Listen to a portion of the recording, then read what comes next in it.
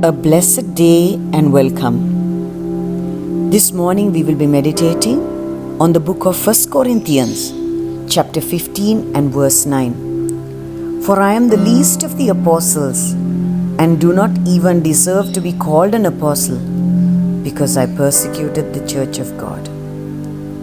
Part of growing up is taking responsibility for oneself, and this morning we see a characteristic of a genuine servant of God, and that is taking responsibility not only when it's convenient but also when it's not. Paul was set on giving credit to the Lord to the point that he was not ashamed to confess his past failures in public. Today, rarely do you find men and women who acknowledge their shortcomings and apologize when mistakes are made.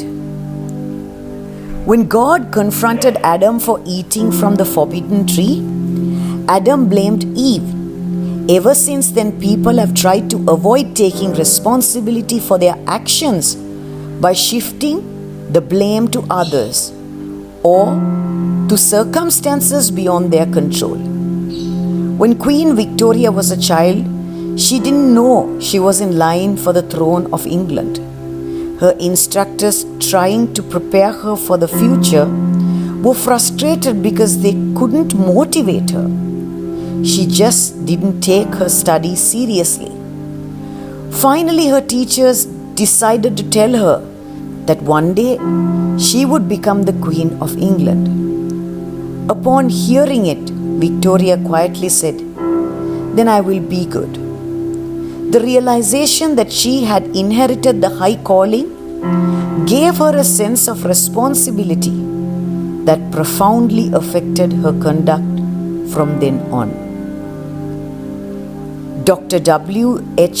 Griffith Thomas once interpreted responsibility to some of his friends as made up of two words: response and ability. Man's response and God's ability. Indeed, the Christian life is marked by the combination of God's mysterious power along with our response to His work in us, that which creates the sense of accountability. There are no mistakes when it comes to God's calling, but only obedience or disobedience. We can always succeed as we follow His leading through His awesome empowering. Let us pray. Heavenly Father, help me to understand the gravity of the position You have assigned me to and live a responsible life, even when it is inconvenient. In Jesus' name I pray. Amen. Shalom. Maranatha.